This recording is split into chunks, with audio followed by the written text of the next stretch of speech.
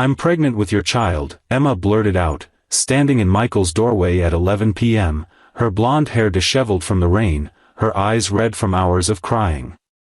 Michael froze, one hand still gripping the door, as the words shattered the quiet life he'd carefully rebuilt after his divorce. Everything he'd worked for flashed before his eyes: his reputation as the newly appointed CEO, his peaceful home with 8-year-old Lily, the stability he'd finally created after years of chaos. In one sentence, Emma, his former executive assistant who'd been laid off 3 months ago, had upended it all. What terrified him most wasn't the pregnancy, but the realization that he might fail another child the way he sometimes feared he was failing Lily. "May I come in?" Emma asked softly, hugging herself against the cold night air. Her usual confident demeanor was gone, replaced by vulnerability that made his heart ache despite his shock. Michael nodded silently and stepped aside. As she passed, memories flooded back: late nights working on presentations, her laugh during company events, and that one night after his divorce was finalized when professional boundaries had dissolved in a moment of shared comfort and attraction. "I'm not asking for anything," Emma said, perching on his couch. "I just thought you deserved to know. I've been offered a position in Chicago starting next month. I can raise this child on my own." The thought of Emma moving away with his child hit Michael with unexpected force. Despite the complications, something inside him rebelled against history repeating itself, against another parent walking away, just as his ex-wife had done to Lily. "Wait," he said, the word escaping before he could think it through. "Just wait." Their eyes met, and something passed between them. Something that had always existed beneath their professional relationship, something neither had fully acknowledged until now. "Dad?" Lily's small voice called from the hallway. Michael turned to see his daughter in unicorn pajamas, rubbing sleep from her eyes. "Who's talking?" In that moment, the stakes became painfully real. This wasn't just about him and Emma, it was about Lily, about family, about what they all stood to lose or gain. "It's just a friend from work, sweetheart," Michael said, his voice steadier than he felt. "Go back to bed. I'll come tuck you in again in a minute." After Lily reluctantly returned to her room, silence fell between the adults. Emma finally spoke, her voice barely above a whisper. "She's beautiful, Michael. You've done an amazing job with her." The simple compliment hit him harder than any business negotiation. For 3 years, Emma had watched from a professional distance as he struggled to balance being a single father and a corporate executive. She had seen him at his worst moments and his best. "I don't know what to say," he admitted, running a hand through his dark hair. "This changes everything." Emma stood, smoothing her jeans with trembling hands.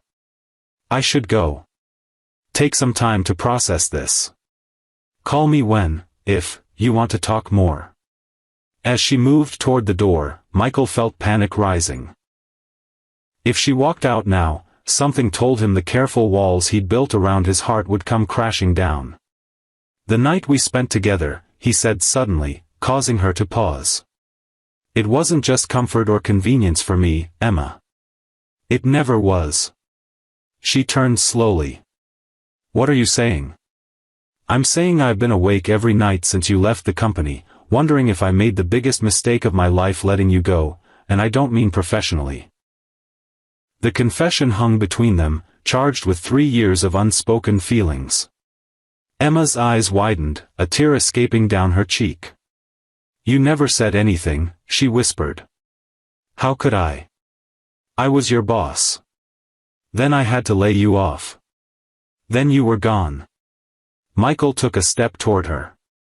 "But now you're here, telling me we're having a child together, and all I can think is that maybe the universe is giving us a second chance I don't deserve." Emma's hand fell from the doorknob. The wall clock ticked loudly in the silence. "I need to know something first," she said, her voice stronger now. "If there was no baby, would you still be saying these things? Would you still want that second chance?" "Yes," he said simply. Baby or no baby, I would still want you in my life, Emma. I've missed you every day. She closed her eyes briefly. When she opened them again, there was cautious hope there. Then maybe we should talk about what happens next, she said. All of us. The following morning, Michael watched Emma helping Lily with breakfast. The easy way they interacted seemed so natural that he found himself imagining a future he hadn't dared to consider before. But reality intruded as he checked his phone. 3 missed calls from the board chairman. A text about emergency budget meetings. The company was still in trouble, still demanding every ounce of his attention. You look worried, Emma observed after Lily went to brush her teeth. The company, he admitted. We're not out of the woods yet. The restructuring plan is meeting resistance from key investors. Emma nodded, understanding immediately. The Jensen account? Among others. He smiled ruefully. I forgot how much you know about the inner workings. I was your right hand for 3 years, she reminded him. Then, more hesitantly, Michael, about Chicago. His heart sank. He had almost forgotten about her job offer. I haven't accepted it yet, she continued. But it's an incredible opportunity. Director of operations for their entire Midwest division. You deserve it, he said honestly. You're brilliant at what you do, Emma. She reached across the table, her fingers lightly touching his. What if there were a way to have both? The career and, whatever this is between us? Before he could respond, his phone rang again, the board chairman. Michael sighed, torn between responsibilities. Take it, Emma said. We have time to figure this out. But as he answered the call, Michael realized time might be the one thing they didn't have. The company's largest investor was pulling out, effective immediately. Without that funding, they would be bankrupt within weeks. I have to go in, he told Emma after ending the call. This is bad. Really bad. Emma's expression shifted from personal concern to professional assessment. The Westfield withdrawal? I saw the signs before I left. Michael stared at her. You knew? I had suspicions. Their quarterly reports showed a pattern of divesting from similar industries. She hesitated. I might have a solution. But it would mean postponing Chicago. Emma, I can't ask you to. You're not asking, she interrupted. I'm offering. This company matters to me too, Michael. Those people matter. In that moment, Michael realized something profound. Emma wasn't just the mother of his unborn child or a potential romantic partner. She was his equal. Someone who understood both his personal and professional worlds. We should pick up Lily from school together today, he said suddenly. If we're going to try to make this work, all of it, then we need to start being honest with her too.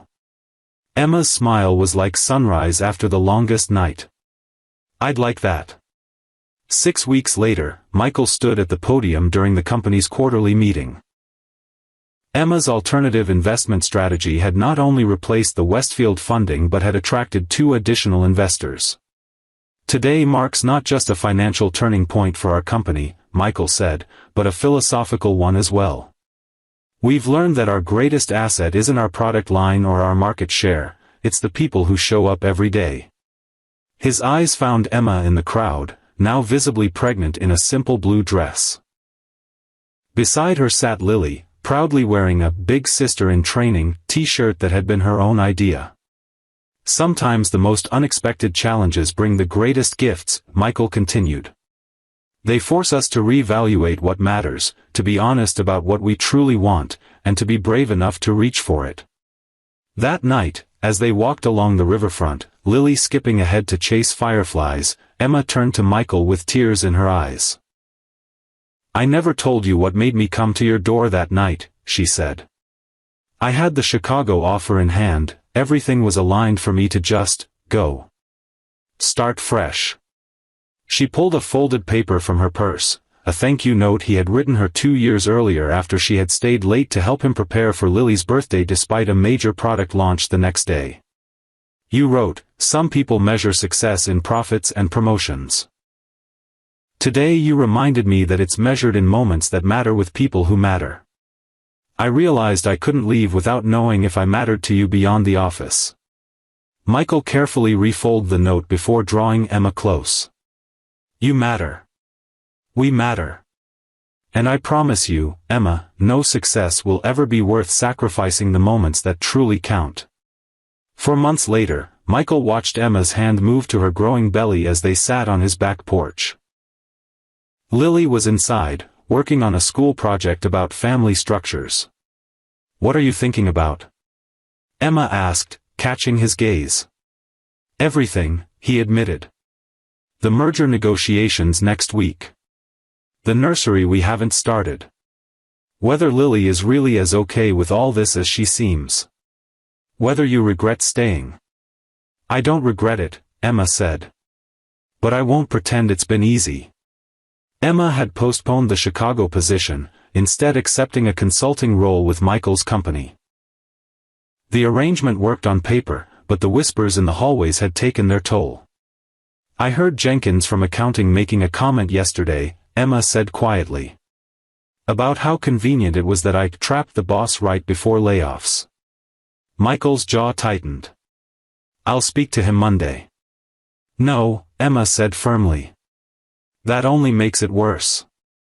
I can fight my own battles. But I need to know we're fighting for the same things." Before he could respond, Lily burst through the back door, her project materials in hand. "Dad? Emma? Can I ask you something important?" "Of course, sweetheart," Michael said, making room for her between them. "My teacher says families come in all different types," Lily began. "For my project, I need to draw my family. But I don't know if I should draw Emma or not. Is she part of our family now? Or is she just having a baby that will be part of our family?" The innocent question landed like a thunderclap. In their focus on the pregnancy and the company, they had somehow failed to define what they were becoming to each other. Emma took a deep breath. "Lily, families aren't just about who lives in the same house or who shares the same last name. They're about people who choose each other, who take care of each other, who love each other even when things get complicated. Like how Dad still loves Mom even though they don't live together anymore." Lily asked. "That's right," Michael said. "Your mom will always be your mom. But people can make room in their hearts for new love too. So do you love Emma?" Lily asked with direct simplicity. "Yes," Michael said simply. "I do love Emma. And not just because of the baby." Emma's eyes widened with surprise and something deeper. "I love your dad too," Emma told Lily. "And I care about you very much. I'm not trying to replace your mom. I'm just hoping there might be room in your family for me too." Lily considered this solemnly.